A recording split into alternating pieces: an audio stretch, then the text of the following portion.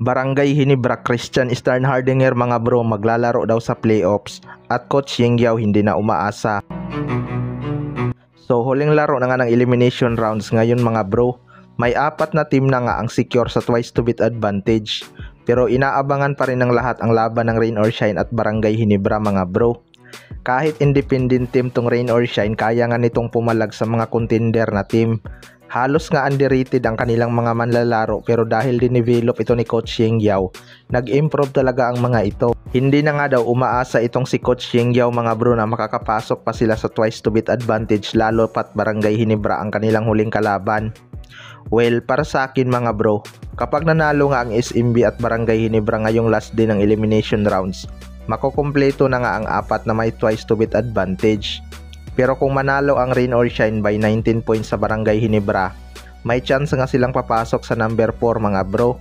Yan nga ang dapat hindi hahayaan ni Coach Timcon at ng mga Hinebra player. Di baling matalo sila sa Rain or Shine, wag lang umabot sa 19 points above ang magiging tambak dahil baka maging alanganin pa ang Barangay Hinebra.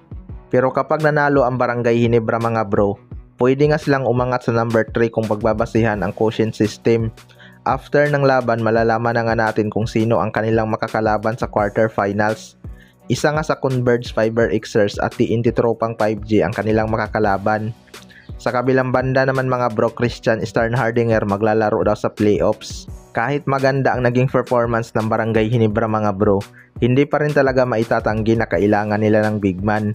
Nandyan naman si Japit Aguilar at Bin Adamos, pero iba pa rin yung kayang mang-araro ng kalaban sa loob. Mas napipressure nga ang kalaban na mag-double team sa painted area at may mga shooter na ma-open ang Barangay Hinebra. Ayon nga sa source mga bro ay baka makahabol pa itong si Sistan sa playoffs. Well, para sa akin mga bro, mukhang wala pang ang plano si Coach Tim kung dagdagan ang kanyang lineup. Although hindi naman na magiging problema si Sistan sa kanilang chemistry dahil alam na nga nito ang sistema ni Coach Timcon. Kaso hindi niya pa nga nakasama maglaro sina RJ Abarrientos, Stephen Holt at Troy Rosario. Sa tatlong yan magkakaproblema talaga pagdating sa chemistry.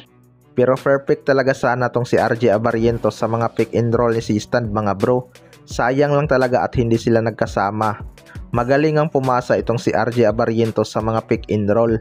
Kaso hindi rin talaga mapupunta sa Barangay Hinebra si RJ Abarrientos kung hindi nawala si Sistan. Marami pa ring umaasa na fans ng Barangay Hinebra mga bro na babalik isang araw itong si Sistan. Sa ngayon nga ay malabo pang makahabol o makabalik si Sistan sa playoffs dahil dadaan pa nga yan sa proseso tapos ilang araw na lang quarterfinals na. Kaya abangan na lang natin. Kayo mga bro, ano masasabi nyo tungkol dito?